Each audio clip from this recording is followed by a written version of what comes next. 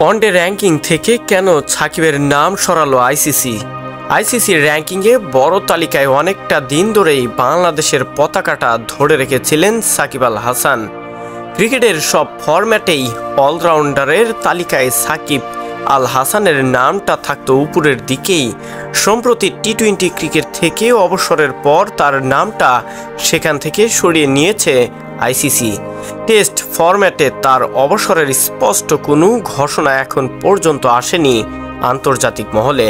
তবে আইসিসি বিস্ময়ের জন্ম দিয়েছে ওয়ানডে র্যাঙ্কিং থেকে সাকিব আল হাসানের নামটা সরিয়ে দিয়ে।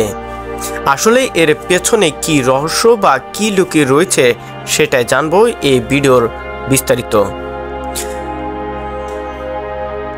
সবকিছু মেনে নিলেও এখন পর্যন্ত সাকিব বাংলাদেশের হয়ে ওয়ানডে ফরম্যাটেই কেবল নিজেকে ধরে রেখেছেন। যদি আইসিসির অফিসিয়াল ওয়েবসাইটের র্যাঙ্কিংয়ের পর্দায় তার নাম নেই, বাংলাদেশি অলরাউন্ডারের নামটা সেখানে দেখতে না পেয়ে অবাক হয়েছেন অনেকেই।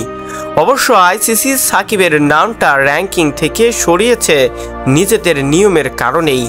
এক বছর কোনো ম্যাচ না খেলে নাম ওঠে না বা আইসিসির তালিকা থেকে সরিয়ে ফেলা হয় নাম। বাংলাদেশের অলরাউন্ডারের সঙ্গেও তাই একই ঘটনা ঘটেছে।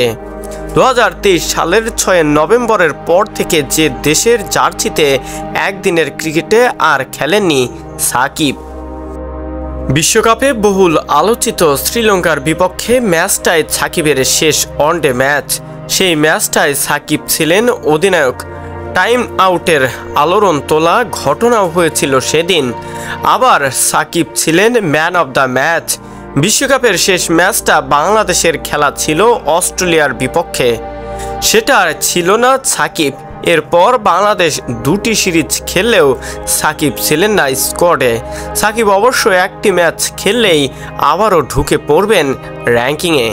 এই মুহূর্তে ওয়ানডের অলরাউন্ডার র্যাঙ্কিংয়ে যথারীতির শীর্ষে আছেন মোহাম্মদ নবী, 2-এ জিম্বাবুয়ের সিকান্দার রাজা, 3-এ আরেক আফগান রশিদ খান, চতুর্থ স্থানে বাংলাদেশের মেহেদী হাসান মিরাজ।